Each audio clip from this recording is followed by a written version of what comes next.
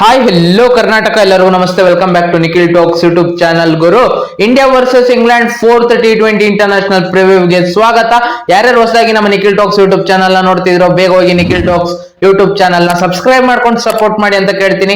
ಯಾರ್ಯಾರು already subscribe ಮಾಡ್ಕೊಂಡಿದಿರೋ ಅವರಿಗೆಲ್ಲ ಧನ್ಯವಾದಗಳು ತಿಳಿಸ್ತಾ, ಗುರು ಇವತ್ತು India versus England 4th T20 international ನಡೀತಿರೋದು MCA ಮಹಾರಾಷ್ಟ್ರ ಕ್ರಿಕೆಟ್ ಅಸೋಸಿಯೇಷನ್ ಪುಣೆಯಿಂದ. ಇಲ್ಲಿ ಆವರೇಜ್ ಫಸ್ಟ್ ಇನ್ನಿಂಗ್ ಸ್ಕೋರ್ ಇರೋದೇ 166 ರನ್ಸ್. ಬ್ಯಾಟಿಂಗ್ ಪಿಚ್ ಅಂತಾನೆ ಹೇಳ್ಬೋದು. ಟೀಮ್ ಇಂಡಿಯಾ ಏನಾದ್ರು ಚೇಂಜಸ್ ಮಾಡ್ತಾರ? ನನ್ನ ಪ್ರಕಾರ ಏನು ಚೇಂಜಸ್ ಮಾಡಲ್ಲ ಅಂತ ನಾನು ಅನ್ಕೊಂತಿದೀನಿ. ನೋಡೋಣ ಟೀಮ್ ಇಂಡಿಯಾ ಏನಾದ್ರು ಚೇಂಜಸ್ ಮಾಡ್ತಾರೋ ಏನೋ ಅಂತ.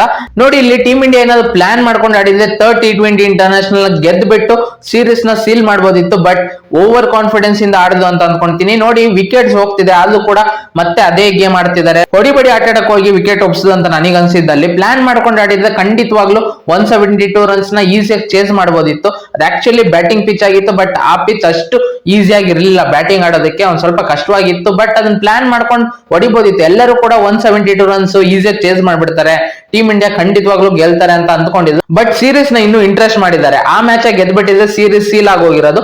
ಇವಾಗ 3 ಮ್ಯಾಚ್ ಅಲ್ಲಿ 2 ಮ್ಯಾಚ್ ಇಂಡಿಯಾ ಗೆದ್ದಿದ್ದಾರೆ, 1 ಮ್ಯಾಚ್ ಇಂಗ್ಲೆಂಡ್ ಗೆದ್ದಿದ್ದಾರೆ.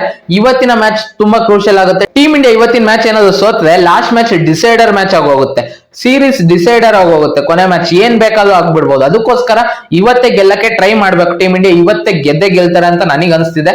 ಏನು ಮಿಸ್ಟೇಕ್ ಮಾಡಲ್ಲ, ಮತ್ತೆ ಟೀಮ್ ಅಲ್ಲೂ ಏನು ಚೇಂಜ್ ಇರಲ್ಲ ಅಂತ ನಾನು ಅನ್ಕೊಂತಿದ್ದೀನಿ ಪ್ಲೇಯಿಂಗ್ 11 ಅಲ್ಲಿ.